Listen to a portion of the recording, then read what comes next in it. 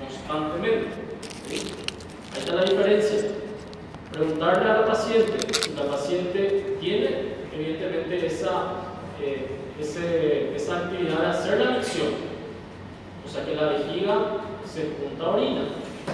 Ahora, cuando la vejiga está cargada, ella puede, al toser, al reír, perder involuntariamente pequeñas cantidades, o básicamente al tener ya la sensación de evacuación urinaria, perderla inmediatamente antes de que llegue al sanitario. Incontinencia de esfuerzo o de urgencia.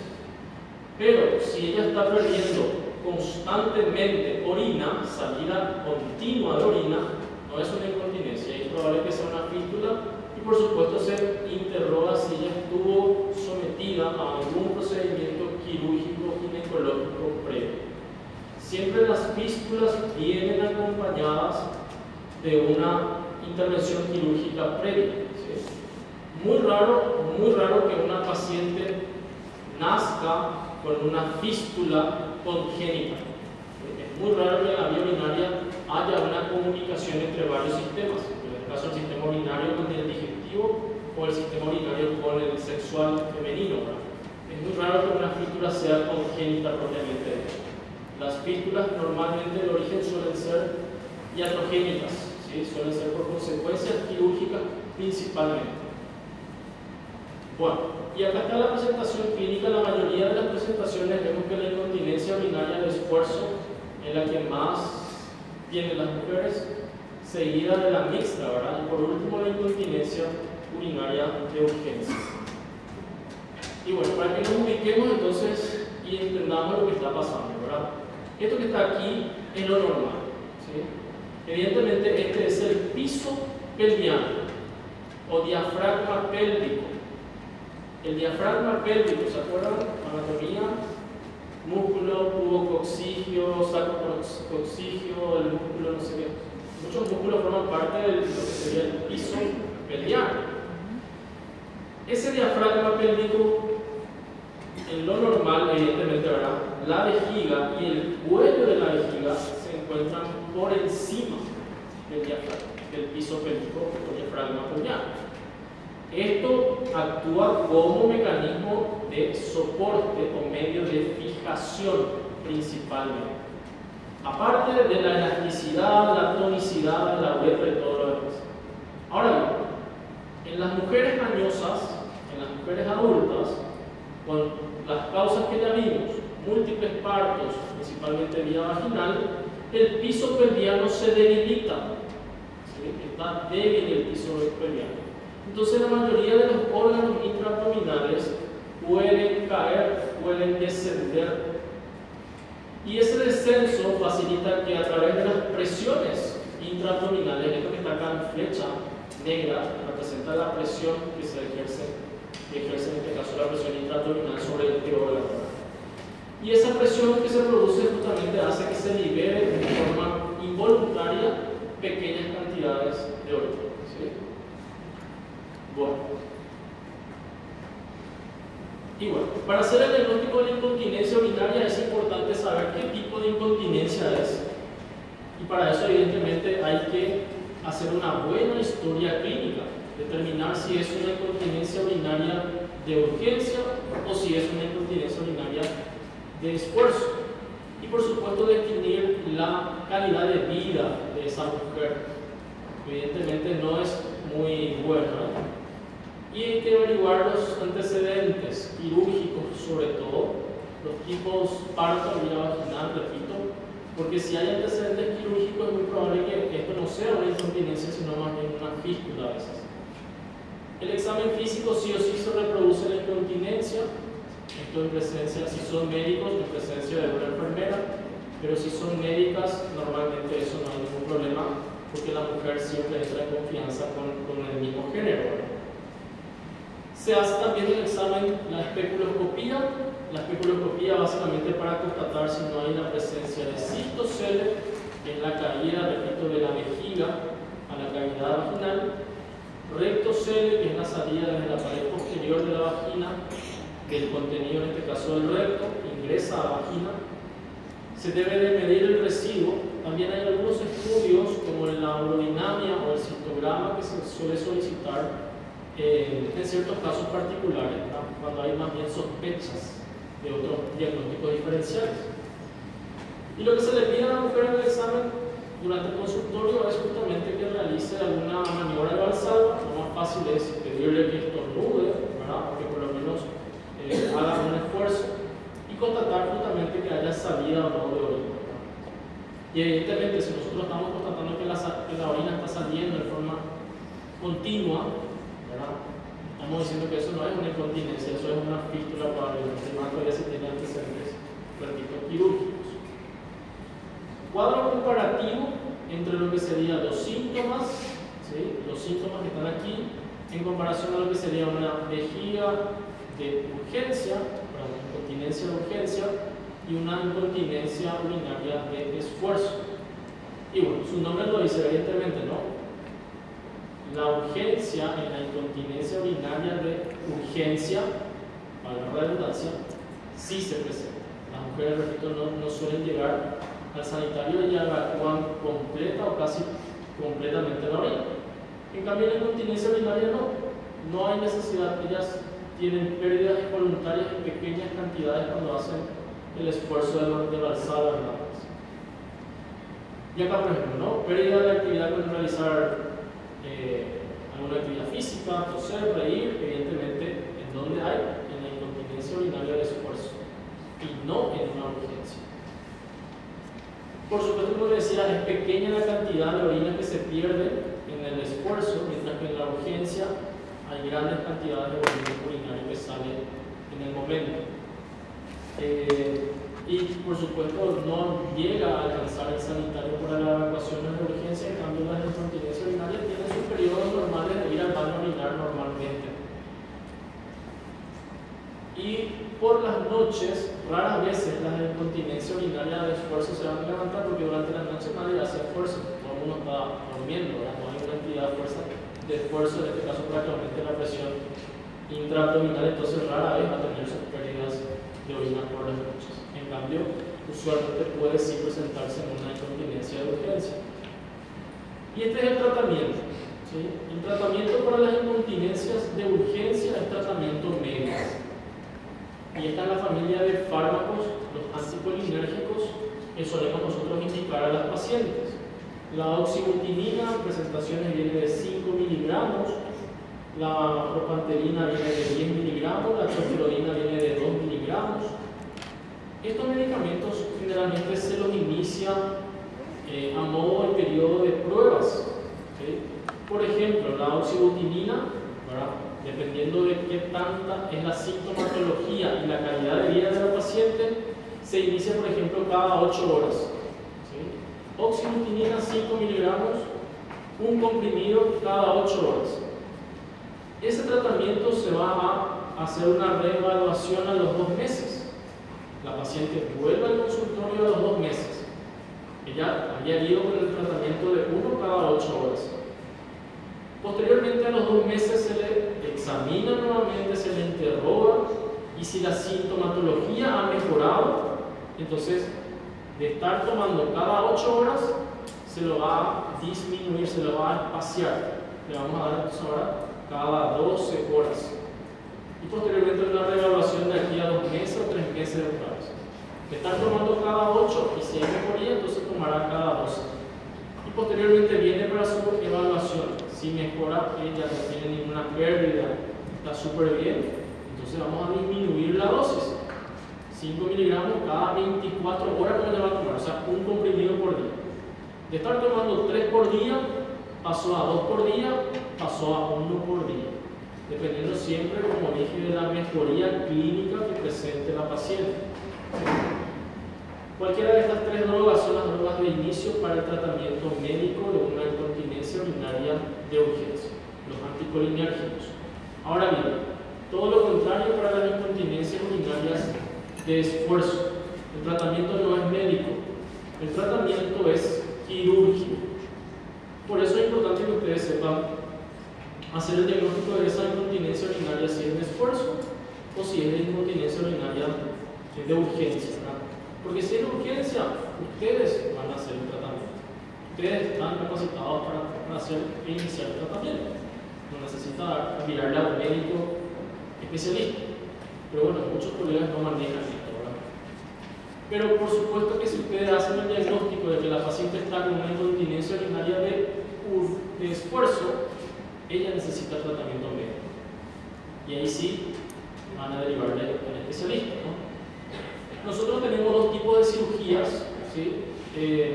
Siempre hay que constatar si la paciente presenta o no cistocele. Si hay descenso de la vejiga, o sea que hay cistocele, la vejiga cae a vagina, entonces la vía de abordaje, quirúrgicamente hablando, puede ser por vía vaginal, aquí abajo, y también por vía abdominal, o combinado, ambos abordajes quirúrgicos en el mismo tiempo. Eso va a depender del grado justamente de descenso vesical, porque el cistocele se divide otra vez en grado 1, 2 y 3, dependiendo de la salida de la vejiga a la cavidad vaginal. Si no hay descenso de la vejiga, o sea que el piso pelviano se encuentra más o menos fuerte, ¿verdad? Y no protruye la vejiga a cavidad vaginal, entonces se le puede colocar un esfínter o un teflón, que es como un medio de sujetar a la vejiga y fortificar el piso pelviano. Normalmente se utilizan las mallas de polipropileno, ¿verdad? Que lo utilizamos como para justamente fortificar, repito, ¿verdad? Fortalecer o básicamente reforzar lo que sería el piso pelviano, pero desde la vagina, nada más, ¿sí? Desde la vagina no se ingresa a vía abdominal. Bueno, entonces, eso era incontinencia urinaria. Pasamos a otra patología que son las fístulas. ¿Qué dijimos de la fístula? Dos cosas importantes. Que tiene que haber un antecedente quirúrgico, principalmente ginecológico, y que la pérdida de orina es continua o constante, ¿sí? No hay aquí pérdida involuntaria de orina. Aquí hay pérdida continua, pérdida constante de orina. Bueno, miren, cirugías antecedentes, lo que dijimos, ¿no? El 95% de las fístulas urinarias son producto ya sea de irradiaciones o cirugías pelvianas, principalmente histerectomías. ¿Y quiénes son los que realizan la histerectomía? ¿Ginecólogo? Los ginecólogos. Por eso que el mejor amigo de un ginecólogo o de una ginecóloga, ¿quién es? ¿Un urólogo? Es un urólogo. Porque nosotros normalmente siempre solucionamos las complicaciones que ellos suelen tener, ¿sí? Esa es la realidad. Y bueno, pues las histerectomías suelen ser justamente por ya sea vía vaginal, para lo que se puede hacer histerectomía vaginal o histerectomía por vía abdominal. Y también hay cirugías, para ciertas cirugías que pueden también producir fístulas, como por ejemplo el tratamiento de los divertículos. ¿Se acuerdan que habíamos dicho tumoraciones entre uno de los síntomas que también pueden llevarle a la mujer a consultar? Entre las tumoraciones se encuentran los divertículos, las carúnculas, trombosis. Cuando uno hace la resección quirúrgica o el tratamiento quirúrgico, podemos lesionar justamente el tracto urinario inferior y producir una fístula o una comunicación entre lo que sería la vejiga y la vagina propiamente dicha. Prolapso también de la pared vaginal anterior, o en el tratamiento quirúrgico, ¿de qué tipo de incontinencia? De esfuerzo. Porque el tratamiento para la incontinencia urinaria de urgencia es médico, tratamiento médico, anticolinérgicos. Ok. Bueno, tenemos dos tipos de fístulas altas, provenientes de cirugías ginecológicas, obstétricas, proctológicas o inclusive cirugías urológicas. Fístulas bajas, principalmente obstétricas, parto prolongado y la utilización de ciertas maniobras que hoy en día ya no se recomiendan. quirúrgicas, corrección de divertículos, tratamiento de la incontinencia del esfuerzo por vía vaginal, las cistoplastias o la postcorrección de un trauma uretero-vaginal. Y muy raras veces también, ¿verdad? Pero nosotros siempre tratamos de cuidar que eso no ocurra, ¿verdad? Pero puede también pasar, instrumentación neurológica puede también causar fístulas. Bueno, síntomas: incontinencia continua, día y noche pierde orina la paciente, no hace falta hacer ningún esfuerzo, no hace falta hacer ninguna actividad para que ella básicamente esté perdiendo o saliendo orina de forma continua. Posterior, por supuesto, ¿a qué? Antecedente quirúrgico, sí o sí, esas dos combinaciones. Por supuesto, cuando las fístulas tienen un orificio muy pequeño, ¿sí? Cuando el orificio de la fístula es nada más que milimétrico, puede coexistir una secreción vaginal líquida asociada a que la mujer tenga su frecuencia, o sea, tenga periódicamente orinar normal, o sea, tiene la micción normal. O sea que ella puede estar perdiendo cantidades de orina normalmente en forma continua, como así también tener sus antecedentes de irse a orinar al baño cada tanto. Pero por supuesto que las micciones de 5 a 6, que eran lo normal, probablemente ella tenga una o dos micciones durante el día nada más, 24 horas. ¿Entienden? Porque ¿cuánto dijimos que era la micción normal? Lo normal es orinar 5 o 6 veces en el día. ¿Sí? Y bueno, la mujer que tiene fístula pequeña, en un orificio milimétrico, ella va a tener pérdida continua de orina y va a tener por lo menos 2 micciones en 24 horas. Pero cuando la fístula es grande, la mujer no presenta ninguna micción durante el día. ¿Por qué? Porque la orina o la pérdida de orina es continua, no logra que en la vejiga se acumule orina, porque el orificio es bastante grande y comunica directamente con la vagina y sale directamente al exterior por vagina. ¿Okay? La fístula normalmente más común suele ser las fístulas uretero-vaginales, o mejor dicho, vésico-vaginales, perdón, la palabra es vésico-vaginal. Esa es la fístula más común, la unión entre vejiga y vagina. Fístula vésico-vaginal o, no sé, vésico-vaginal no es la más común. Vamos a ver ahora otra que es también menos común y cómo identificarla para hacer el diagnóstico diferencial. Bueno, sospecha clínica, historia clínica, antecedentes también quirúrgicos, confirmar, por supuesto, que la pérdida de ese líquido por vagina sea justamente orina, diferenciar de una incontinencia urinaria, tanto de esfuerzo o de urgencia, más todavía de esfuerzo. Identificar, esto es lo que es importante, identificar el origen de la fístula, ¿sí? Y bueno, para hacer el diagnóstico de la fístula, de dónde proviene la comunicación entre el árbol urinario y el aparato genital femenino, se puede realizar la instilación de colorantes en la vejiga. Normalmente el colorante que usamos es el azul de metileno y posteriormente se realiza el examen especular para identificar justamente la salida de ese colorante. La prueba de los tampones, que básicamente es lo mismo que este, pero se pone tampones o gasas en la vagina. Se puede usar los elementos endoscópicos como la citoscopía, ahora la citoscopía propiamente dicha.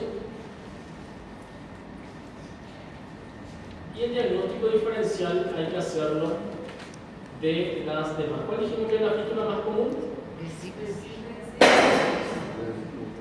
Vésico-vaginal.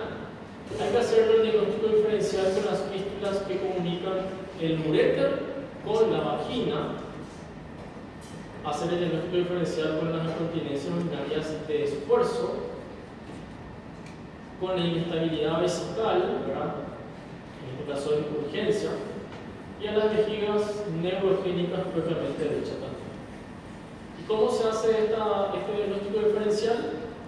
Mediante justamente la prueba de los tampones. ¿Sí? Bueno, vamos a encender la luz aquí. Prende a luz, menino.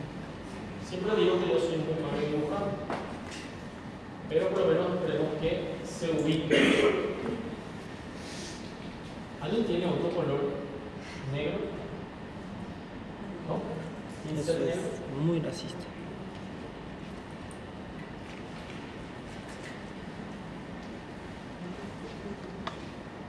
Tampoco ponte.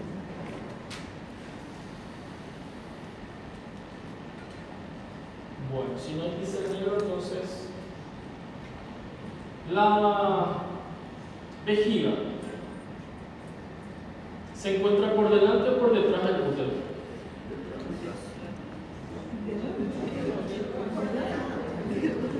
Por detrás. La vejiga se encuentra por delante o por detrás del útero.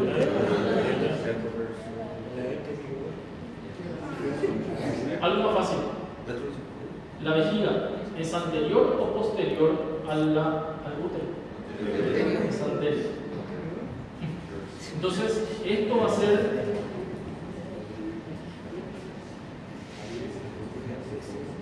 útero, ¿sí? Así un poquito para que se ubique. Y esto sería, en este caso, cuello vaginal. En teoría,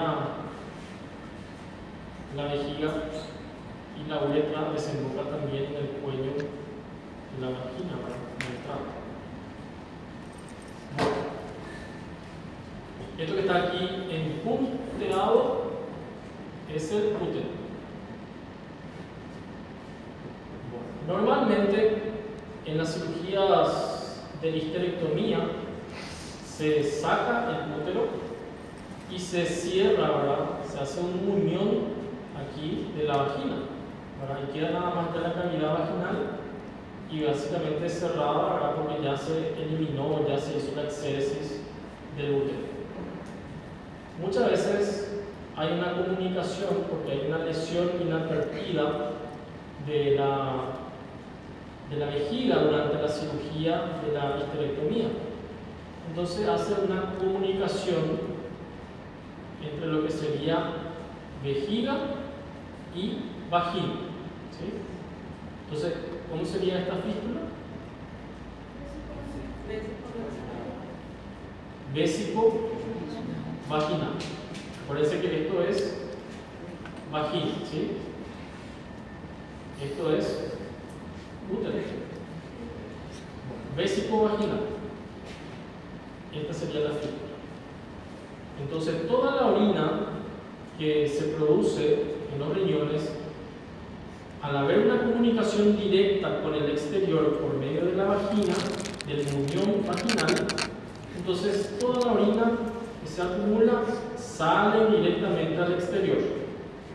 Pérdida continua. Por eso la mujer, las micciones, una mujer que tiene fístula, las micciones ellas no tienen. Repito, a no ser que sea una fístula muy pequeña, milimétrica, en donde sí entonces puede acumularse cierta cantidad de orina en la vejiga y tener una o dos micciones en 24 horas. Pero va a tener pérdida continua por vagina. ¿Ok? Bueno, entonces, ahí está la prueba de los tampones, que consiste básicamente en canalizar la uretra femenina a través de un drenaje, ¿verdad? O en este caso un elemento ventilador. Le colocamos una sonda, cargamos la vejiga con el colorante, en este caso el colorante más usado es el azul de metileno. ¿Qué color pinta el azul de metileno? ¿Ah? Rojo. El azul de metileno va a pintar en azul, ¿sí? Así como el bolígrafo, el azul. Bueno, cuando en una jeringa de 60 ml, primeramente colocamos una sonda, posteriormente introducimos el colorante en una jeringa de 60 ml, introducimos el colorante a la vejiga.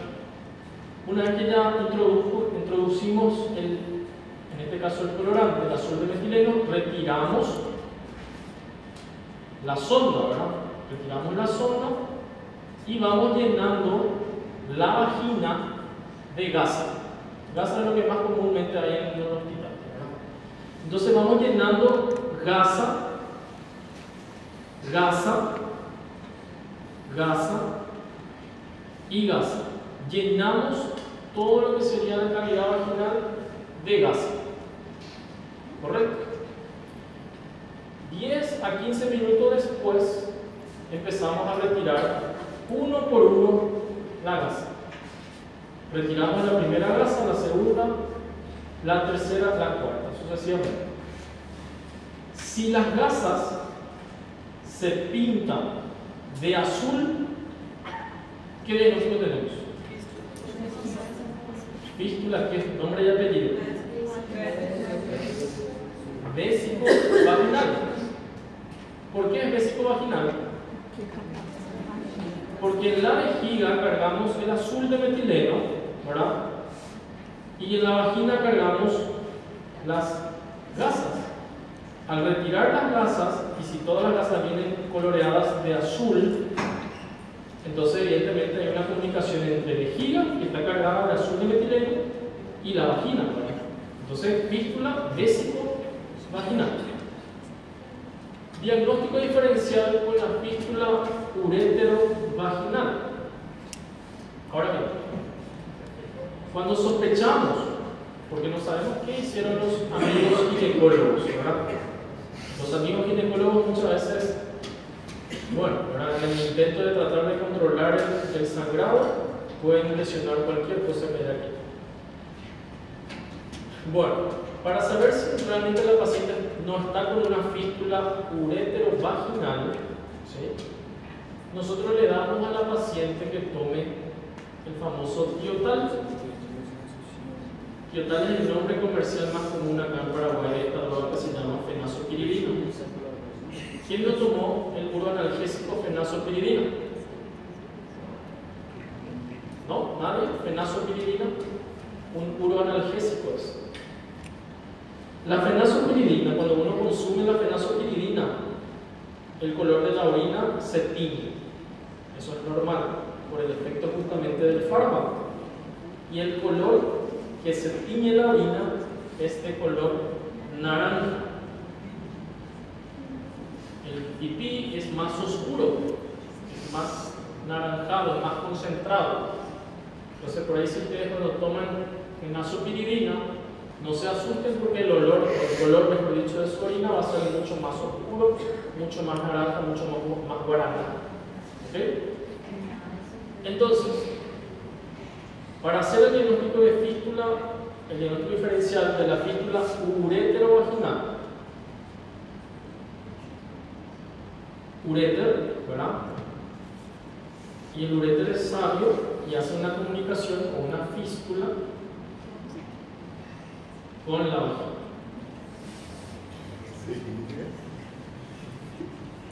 Entonces, ¿qué hacemos?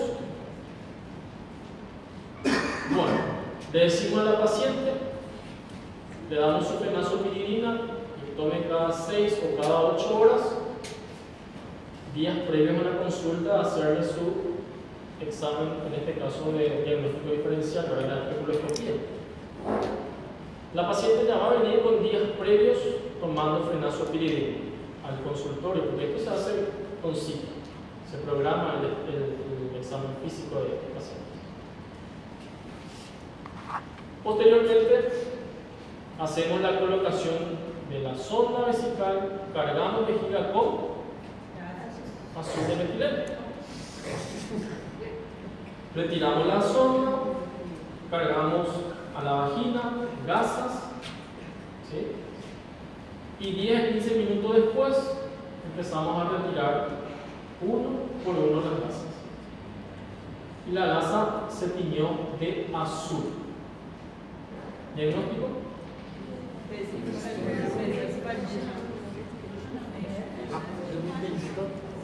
Vésico vaginal.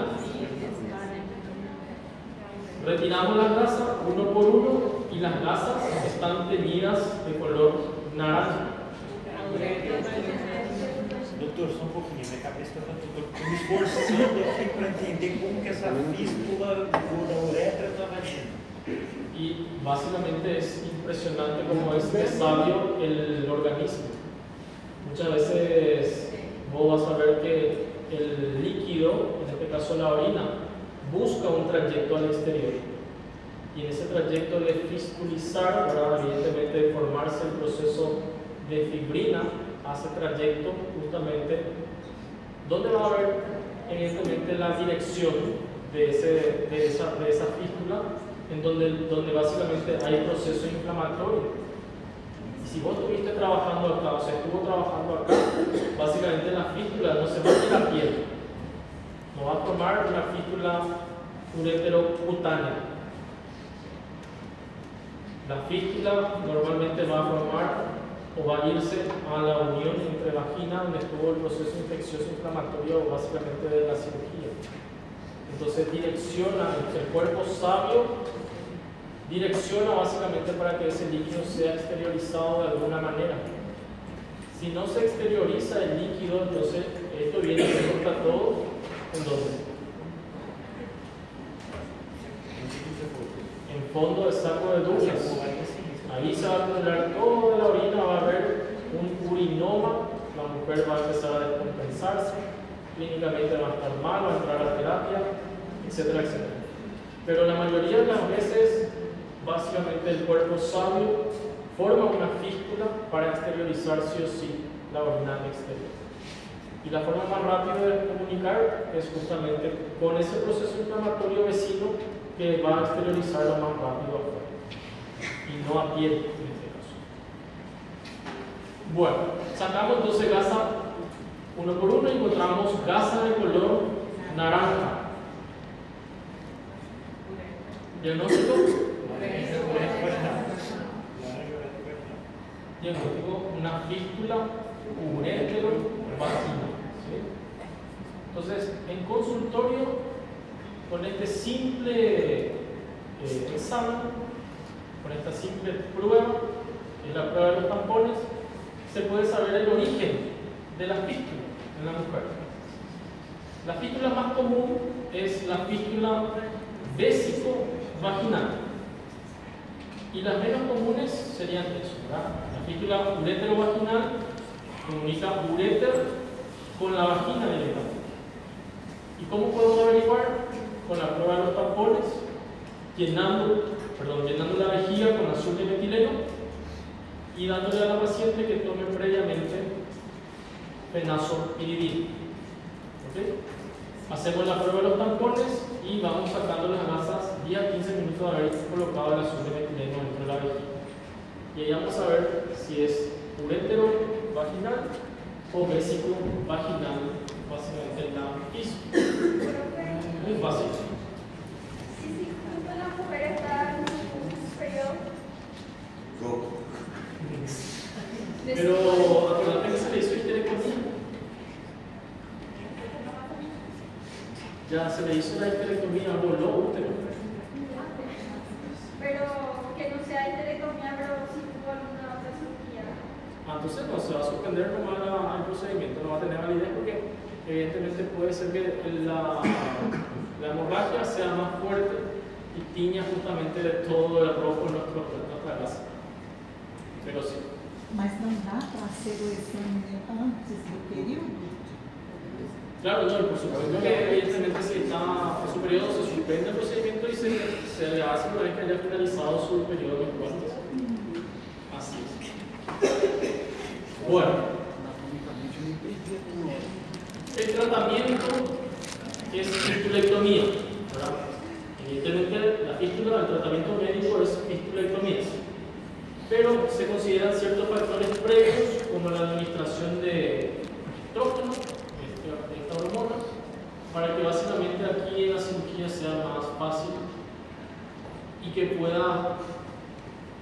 prender, por así decirlo, la cirugía. Porque esto es importante, esto que está aquí abajo. La primera intervención quirúrgica para corregir la fístula tiene que ser ya un éxito en la primera cirugía. ¿Por qué? Porque si no se llega a tomar las medidas o consideraciones necesarias, se le opera a la mujer de fístula, puede haber recidivas. Y si hay recidivas, se le tiene que volver a operar otra vez en la fistulectomía, en la misma fístula, en la misma cirugía. Y va a volver a tener otra vez recidiva. Y se lo va a volver a operar y va a volver a tener otra vez recidiva. Y así una cadena de cirugías de fistulectomías. ¿Me entiendes? Entonces, por eso es importante que durante la primera fistulectomía se tomen todas las consideraciones necesarias para que no se recidiva, para que no haya recidiva posterior. Porque esa realmente dependerá de ello la tasa de éxito para evitar que esa paciente vuelva a tener actividad. Y se le administra también antibióticos. Esto va a depender mucho de las escuelas quirúrgicas. Nosotros normalmente, mi escuela, ¿verdad?, normalmente espera por lo menos 3 meses antes de una intervención o de una siguiente intervención. ¿Qué significa eso?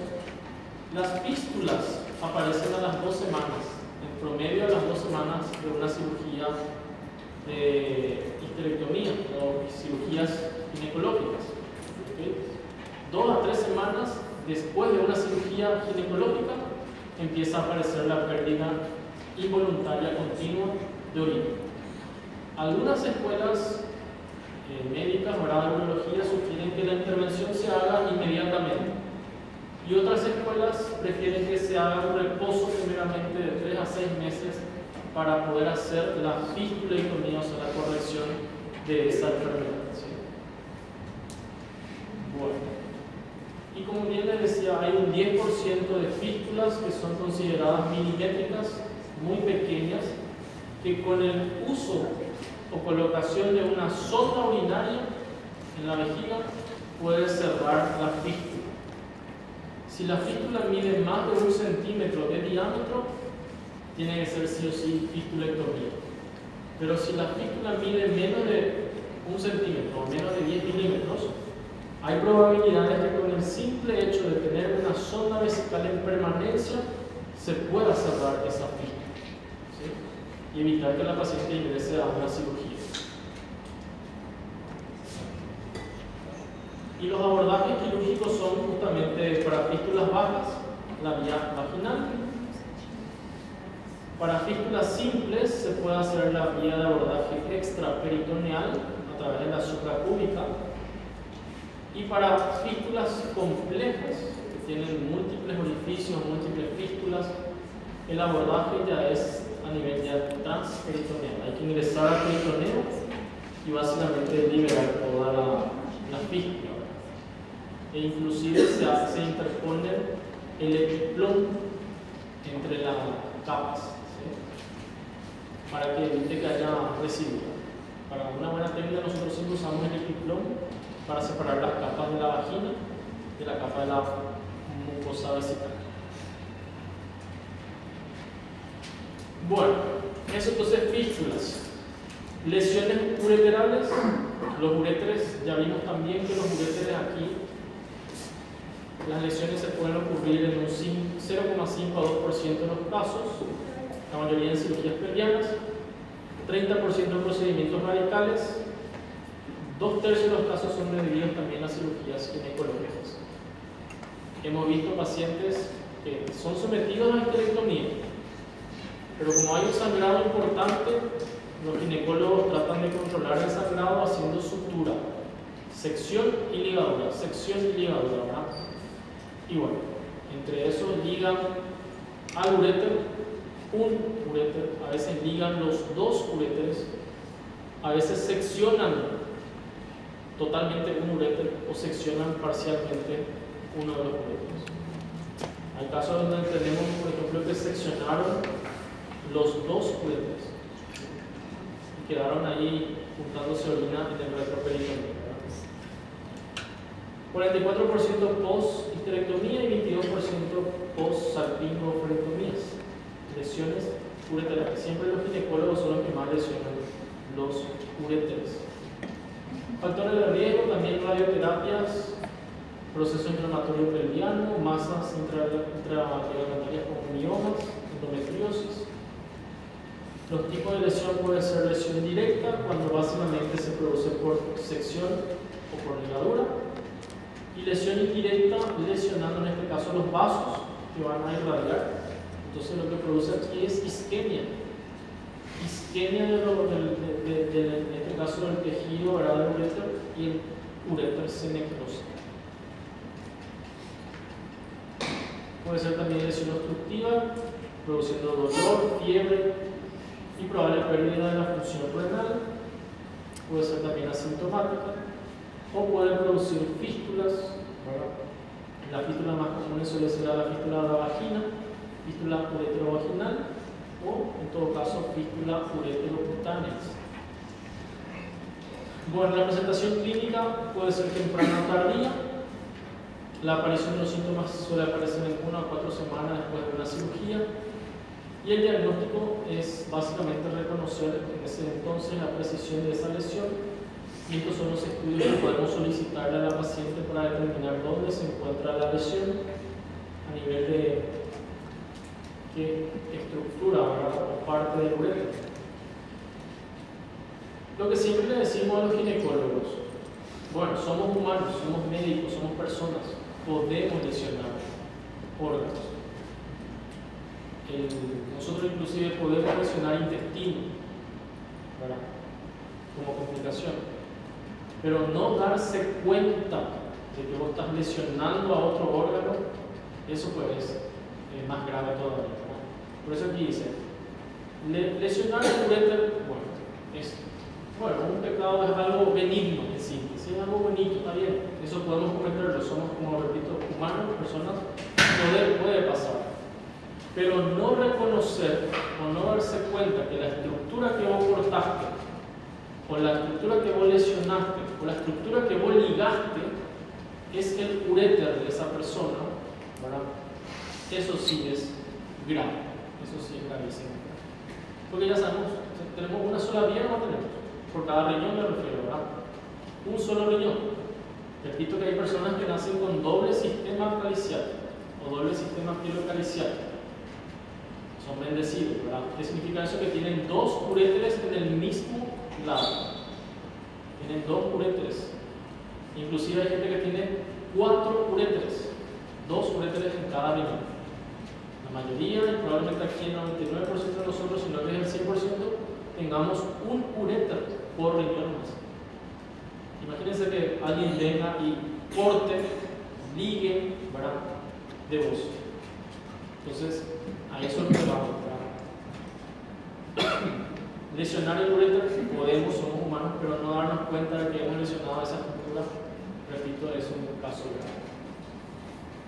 Y bueno, el tratamiento de la resección es, por supuesto, resecar, cortar esa sección, constatar su irrigación que esté vascularizada para que no se produzca necrosis, anastomosar, la anastomosis es término terminal, y por supuesto que la sutura debe quedarse sin tensión. Toda sutura es siempre que quede sin tensión.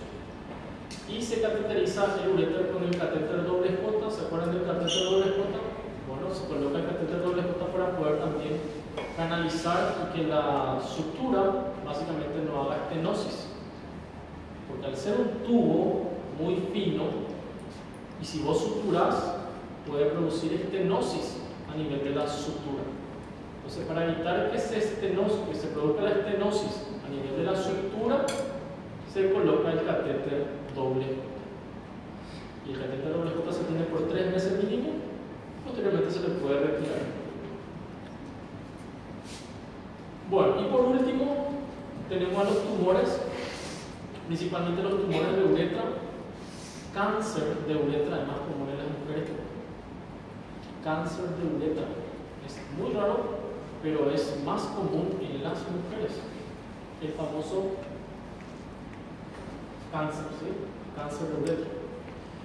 Bueno, en las niñas y jóvenes, lo más común es que se tenga prolapso uretral, ¿verdad? Eso se puede hacer por acciones también quirúrgicas. En las ancianas o en la edad media o tercera edad, ¿verdad? Se presenta dolor generalmente con una trombosis, o básicamente si hay o no sangrado, puede ser un proceso tumoral o la presencia de una carúncula. La carúncula, ya les dije que básicamente es un tejido o un pólipo muscular que se encuentra justamente ahí en el orificio de la uretra. De la uretra, que lo que produce es obstrucción.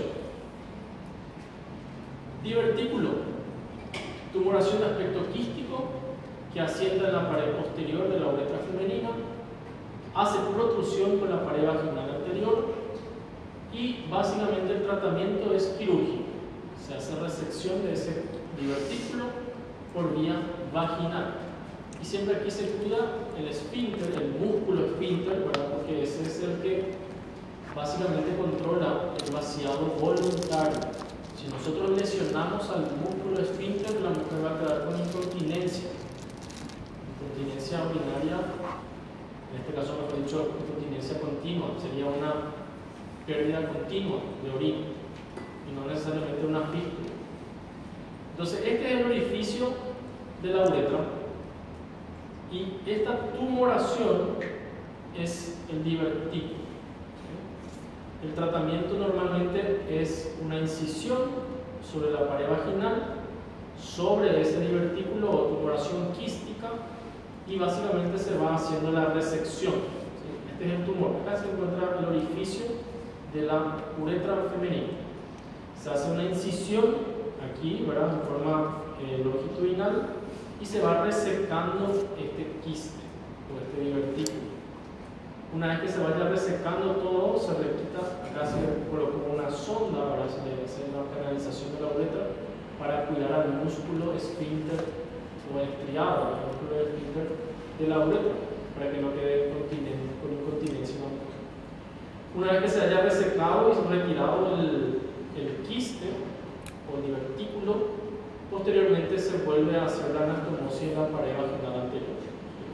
Inclusive el remanente de pared que queda de la vagina también se puede resecar. Y luego la sutura nuevamente de esa pared vaginal anterior. Y aquí ya desaparece esa tumoración que se encontraba. Un cuadro comparativo de lo que podemos encontrar en estas mujeres son la carúncula. Normalmente la carúncula es un tumor benigno, tejido muscular, que básicamente se encuentra en la quinta década de vida. Es un tumor subepitelial inflamatorio y el tratamiento es quirúrgico, la resección. Hay que quitar nomás ese tumor y terminar el problema desde raíz. Trombosis. Produce, por supuesto, las resoluciones de forma espontánea, se dan trombolíticos que favorezcan justamente la disipación de ese trombo. Se da más en mujeres de edad avanzada. El prolapso se da más en jóvenes, se debe a que la mucosa está congestiva, y el tratamiento podría ser la resección o la cauterización con el electrobisturí de ese prolapso. Y por supuesto el cáncer de uretra se ve más en las ancianas, en la tercera edad, ¿verdad? Normalmente el tipo histológico más común es el carcinoma epidermoide, y posteriormente el tratamiento suele ser la uretrectomía, ¿verdad? Y la radioterapia.